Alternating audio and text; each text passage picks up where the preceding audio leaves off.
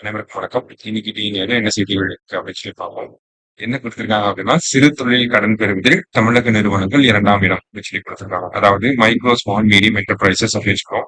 இதுல micro enterprises அதிக அளவுல தமிழகத்துல கடன் வாங்குறாங்க அப்படிங்கிறது இருக்கு.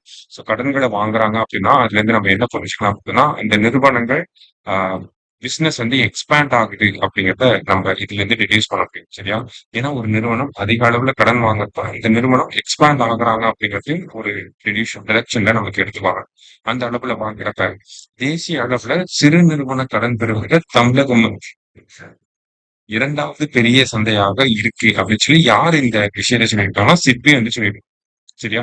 சோ சிட்பி அப்படிங்கிற நிறுவனத்தை பொறுத்த வரைக்கும் பாத்தீங்கன்னா இந்த மாதிரி வங்கிகள் இந்த சிறு குறு நிறுவனங்கள்லாம் வந்து என்ன மாதிரியான கடன்களை வாங்குறாங்க அப்படிங்கறத வந்து ஸ்டடி பண்றது உங்களோட ஒன் ஆஃப் த ரோல்ஸ்ல இருக்கு. ஓகேவா? Small industries development bank of India சரி சொல்லுவாங்க தான் சிட்பி. சரியா?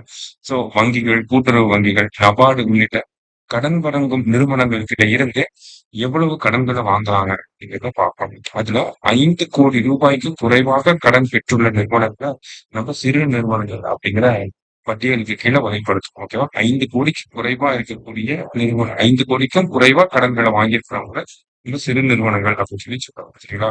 அந்த வகையில டாப் 5 ஸ்டேட்ஸ் யாரெல்லாம் அப்படின்னு சொல்லி பாத்தீங்கன்னா, ஃபர்ஸ்ட் மகாராஷ்டிரா. எம்எஸ்எம்இ பார்த்தாலே எப்பயுமே டாப் ஸ்டேட் மகாராஷ்டிரா, செகண்ட் தான் தமிழ்நாடு வருவாங்க. ஒரே ஒரு விஷயத்துல மட்டும் தான் தமிழ்நாடு டாப்ல இருப்பாங்க. எதுனா விமன் ரெஜிஸ்டர்டு எம்எஸ்எம்இஸ், அதாவது பெண்கள் தலைமையில் இருக்கக்கூடிய எம்எஸ்எம்இஸ்ல மட்டும் தான் தமிழ்நாடு வந்து ஃபர்ஸ்ட் பிளேஸ்ல வரும். மத்தபடி ஓவராலா எம்எஸ்எம்இ அப்படின்னு சொல்லி இருக்காங்கன்னா அதுல தமிழ்நாடு வந்து எப்பயுமே 2வது இடத்துல இருக்காங்க. சோ மகாராஷ்டிரா 6 லட்சம் கோடி ரூபாய் கடன் வாங்கியிருக்காங்க. அதுக்கு அடுத்தது தமிழகம் 4,21 லட்சம் கோடி ரூபாய் அளவுல கடன் வாங்கியிருக்காங்க. சோ இந்த மாதிரி டாப் 5 ஸ்டேட்ஸ் அப்படிங்கிறத கொடுத்திருக்காங்க. இதுல நிலுவை காலம் முடிந்து இருக்கக்கூடிய கடன்களின் பங்கு அப்படின்னு சொல்லி பார்த்தீங்கன்னா, இந்த தமிழகத்துல 1.70% வந்து இருக்கிறதாக அவங்க சொல்லியிருக்காங்க.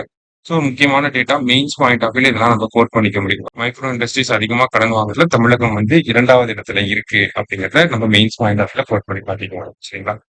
நாளைக்கு நீங்க மீட் பண்ணலாம். தேங்க்யூ. சுரேஷ் IAS அகாடமி வெற்றியின் முகவரி.